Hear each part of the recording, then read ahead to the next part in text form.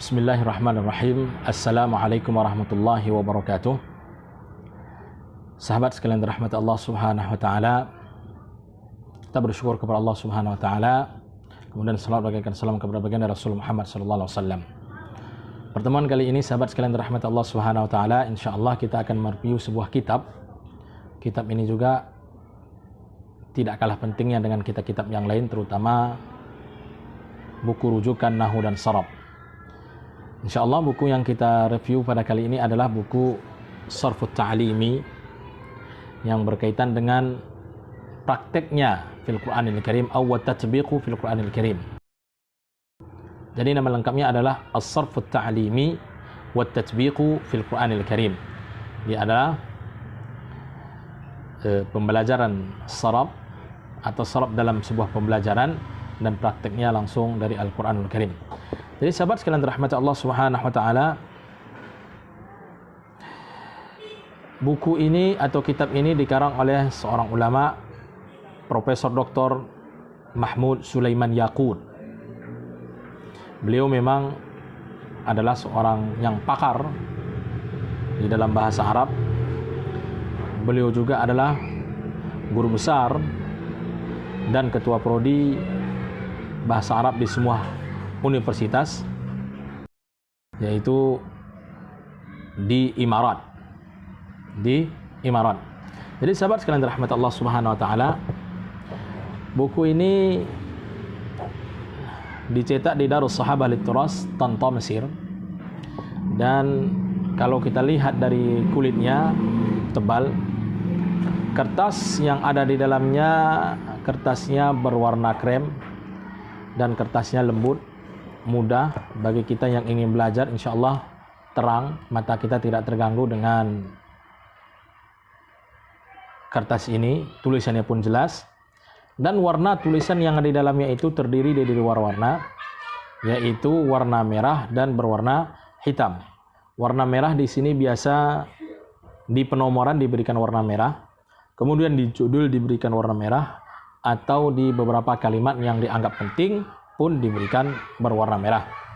Jadi sahabat sekalian dirahmati Allah Subhanahu wa taala, buku ini halamannya berjumlah 366 halaman, dan materinya di sini memang sesuai dengan judulnya. Banyak digunakan di sini praktek ilmu sharaf itu di dalam Al-Qur'anul Karim. Memang sesuai dengan judulnya. Contoh-contohnya itu rata-rata Al-Qur'an. Sesekali ada hadis. Jadi materi-materinya di sini memang pada umumnya materinya tidak jauh berbeda dengan materi ilmu sharaf yang lainnya. Namun di sini ada satu kelebihan. Kalau kita lihat ilmu buku-buku sharaf yang lainnya, beliau di sini banyak membahas tentang an-nasab. Di dalam ilmu sharaf itu kan biasa ada nisbah kata orang, ada ya itu ya nisbah dan lain sebagainya. Ternyata di sini beliau membahas tentang nasab itu sendiri. Contohnya mengatakan orang itu adalah orang Mekah, Makkiyun. Ya-nya itu adalah ya nisbah.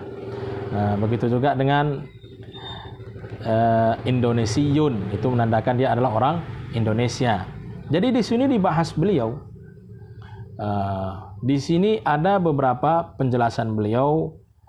Beliau menjelaskan ada nisbah itu secara hakiki, tidak hakiki. Kemudian ada nasab itu kepada isim yang makhtum bi ta'i ta'nis. Kemudian nisbah itu kepada isim maksur, isim mangkus, isim mamdud dan lain sebagainya. Beliau jelaskan panjang lebar di sini masalah nisbah tersebut. Mungkin di dalam buku nahwu yang lain tidak seperti ini panjangnya penjelasan tentang nisbah tersebut. Alhamdulillah, itu kelebihan salah satu buku ini. Kemudian kelebihan yang lainnya, ya sesuai dengan judulnya tadi, prakteknya banyak dari Al-Qur'anul Karim. Meskipun kita jumpai di dalam buku ini, tidaklah semua contoh-contoh dan prakteknya itu dari Al-Qur'anul Karim. Bahkan ada juga dari hadis baginda Rasulullah SAW, dan ada juga contoh-contoh yang pada umumnya telah diberikan oleh para ulama sharaf atau ulama-ulama nahwu ketika memberikan contoh. Jadi sahabat sekalian dirahmati Allah Subhanahu wa taala, buku ini memang bagus. Buku ini memang bagus bagi kita yang ingin belajar ilmu sharaf lebih dalam dari sisi yang berbeda. Maka kita bisa membaca buku As-Sarfut Ta'limi ini di rumah. Namun alangkah baiknya ketika kita membacanya jangan membaca sendiri tapi dengan guru.